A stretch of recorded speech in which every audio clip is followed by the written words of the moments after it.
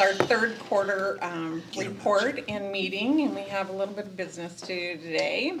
But I'll just go over the report that I sent out to you. So on September 30th, and I know Jennifer has, given you the reports as of September, but our cash balance was $28,296,000. That is $3 million more for that than the same period in 2022. And our reserve contingencies are right on track. So we're doing good there. Cash and investments, we had a total of $267 million in cash and investments, and those are broken down for you. In cash, we had $251 million, and then the rest is investments. Everything looks good. Market rates, of course, you've all seen interest rates going. When you get down to our interest, investment interest collected just on the general fund, we've collected over $1.7 million already for this year in interest. We had $733,000 last year and $124 at the end of 2021. So interest rates are helping dramatically with our revenue right now. I'm sure you've all heard that there may be one more hike coming, and then maybe some lessening in 2024, but we'll see what happens. Banking costs to date are still relatively small at $2,126. We currently have outstanding debt in the amount of $17,939,000. We have December 1st coming up. Interest and principal payments are due then, so we'll see a change when that comes in. I have a whole lot, I included a whole lot of data for you in here, so if you have any questions, certainly reach out and ask, and I will be happy to answer those questions. I'll go up to old business and project funding update from Loretta. I see she is here. She doesn't really have an update, anything updated for Skokomish River restoration, so we're still just kind of in the property acquisition phase still. We are in the acquisition phase. I do have an update hot off the press Friday, I believe. So the Army Corps of Engineers, the project's been aging, so they have projected construction cost increase, and we'll be discussing internally about how to slice and dice. What's the best approach to keep within the project budget? So we're taking a look at that. Of course, continuing to work on completing the acquisition and get to construction as soon as possible to stop that construction cost escalation. So that's the latest update on that project, and we can bring forward the latest numbers. Also kind of looking at how they could revise correct me if I'm wrong, but how they could revise maybe the original design based on individual property owners that may not be interested in participating. Right. And so how can we kind of change the design of the project, maybe downsize it a little bit, still fit within the construction budget, but still be effective in making sure the channel stays in the location that they want it to. Yeah, the overall project consists of a package of 5 discrete projects, so that's what Mark's referring to. Can we build 4, given who are willing real estate players? Right. Or 2. Yeah, what does that look like? Yeah. So for our purposes, once construction is awarded, a loan will be necessary to make a lump sum payment. Is that correct still? That is correct. Yeah. And being a short-term loan, because then we process the local share of the payment and then bill the conservation district, who then in turn bills their grant to reimburse A us. loan from who and in what manner? Are we talking internal loan? We were talking an internal loan at the time, but I don't know at this point if we might have to go out and get one. I just don't know timing, but we were talking about an internal loan at one time. So we're Because still, of the short turnaround. yeah. That's what I remember, but I don't know. So for, yeah, an interim loan if necessary, we don't know that yet. And then the Bellflower wastewater system, last I knew, construction has started. And some ARPA funds were used for that, 1.5 million. The remainder is being paid through the Public Works commerce loans, so that's still in progress. Yes. Any other questions on Belfair? And then I'll just note that Loretta mentioned that they will be coming to the Finance Committee to talk about a RID, a Road Improvement District, that will need some funding. And I can't remember which road that is. Is it the Shetland Road? Yes. Shetland Road. It'll be number one in 50 years. So we may be calling a meeting if necessary between now and our next quarterly meeting if we need to talk about financing sooner rather than later on that. But I just wanted to bring it forward as an FYI today. Lisa, it's been a while since we've done any of that, and when we did it before, it was always with lower interest rates because everybody had lower interest rates. What is our requirement for internal loans on percentages? Is it a market point plus one, or what was it that we have to do? Or do we have to do it? Can we do less? You can determine it. So the board will determine what the interest rate is. We will probably make a recommendation. I mean, you certainly want to at least do, what is the current Fed rate or what is the current state pool rate and look at, from there. But you don't have to increase it. Okay, so when you say the state pool rate, though, that's based upon what we're bringing in from our investments, so that we're not going backwards on the Correct. loan to the public.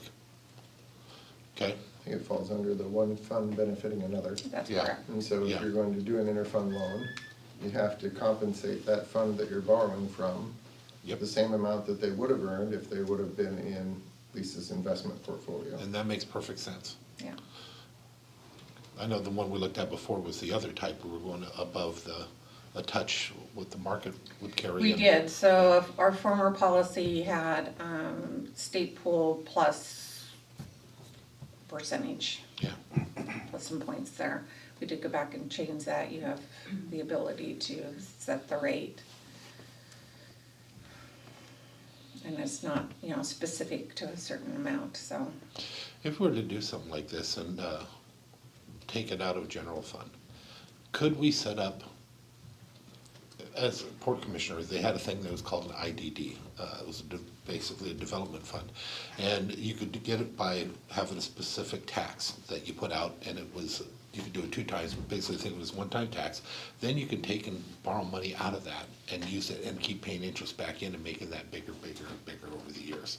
I'm wondering if we were to set up an ID or set up an RID, if we could do the same with the funds coming in. If we paid for them on the outright, set up a fund for monies coming in over the next 10 years. Don't have to have the answer today, just something to think about. You would create an RID fund, because the assessments would specifically go into this fund and then be paid out of this fund, to whether we do this internally or whether we go out and get a loan for this. So there would be a specific fund for this RID. It doesn't stay within the general fund or the Public Works.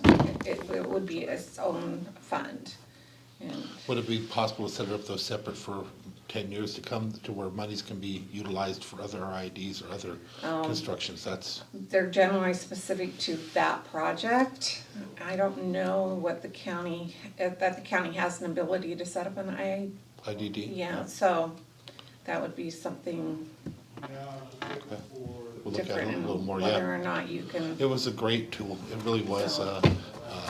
I know it's available to ports, but Yeah. I've never in my years here have we had one, so they've always been specific to whatever I don't project remember us ever being we're in a working situation where on. we have money like we do, So, to be able to do things like that. Lisa, I don't want to speak out of turn. I believe that, and it's been a while since I've been involved in an interfund loan. But if we, there's a big deal about not making it a permanent diversion of funds. that's And correct. so interfund loans, what I remember them being, were short-term. So if it's bridging a gap between when you get reimbursed from other entities, and we have the cash to actually pay for it, then that's absolutely what interfund loans were kind of set up for, or interest-bearing warrants that you maybe had to issue in the past. But it wasn't for a long-term loan. That's correct. They have to be 3 to 5 years in length, or they have to be less than Less- 5 years. yeah, okay, and that's what I the thought. state looks favorably on anything less than 3 years, Yeah. so anything, yeah, so if we were to do, so I'm not recommending, I mean, this RED discussion's for another time, and the financing for that's for another time. An interfund loan for, the Skokomish River Restoration Project, depending on how much that is, and how much we have available to loan them. And the terms still have to be decided, so, that one would think maybe it could be an interfund loan, but this particular RED is probably longer term than that and would have to go out for financing, so. Thank you. Anything else on our old business? All right. I sent out to the committee 3 items that I have new business for. One is the investment authorization agreement, and, I lost my page here, sorry. This is just the finance committee recognizes that by, the authority granted under RCW 3929.020, that the county invests with the county treasurer. So it's the authority granted to the treasurer's office to do the investments for the county. And within the scope of the investment policy. So this usually is runs consecutively with the treasurer's term of office. So it's required every 4 years to be reauthorized. I was remiss, and it hasn't been done for a couple of terms, I'm sorry about that. So I'm, looking for a motion and to approve and adopt the investment authorization agreement to the county treasurer. So moved. Second. All right, perfect. All in favor? Aye. I'll let you sign that when we get done this afternoon, or this morning. The second item is the actual investment policy. This is an annual review. I did not recommend any changes at this time. The policy has been vetted through the state treasurer's office and through, used to be WFOA, and it's not as WPTA, I think now, and approved by them and certified. So there's been no changes to their certification process or changes to their policy, so this still falls under all of those. I'm, certainly open to any recommendations if somebody has them, but at this point I didn't recommend any changes. So if you've had time to review it, great. I would make a motion that, or I would accept a motion to accept the investment policy as provided. And I will say so moved. Second. All in favor? Aye. And it was not a difficult read. Perfect. The next one is an external investment pool policy. So there's been lots of changes in the state auditor's office and in auditing and how they recognize the county's investment pool. And so I've never thought that investing with the state pool was considered an external pool, but the state auditor's office has determined it is, and they want a policy around that. So I have created policy. The policy is new for us this year. But basically, it is the same information that is in our financial statements every year that is audited by the state auditor and approved. So the information just says, that we sponsor a pool through the state Washington Local Government Investment Pool, and gives the RCWs that authorizes us to do that. The investments are managed by the treasurer, and which I'll report to you. And to let you know that the external investment pool is not registered with the SEC, and is only subject to that is provided by the finance committee. The county's a voluntary participant. The interest for our earnings go to the general fund or to those funds that are specifically invested for.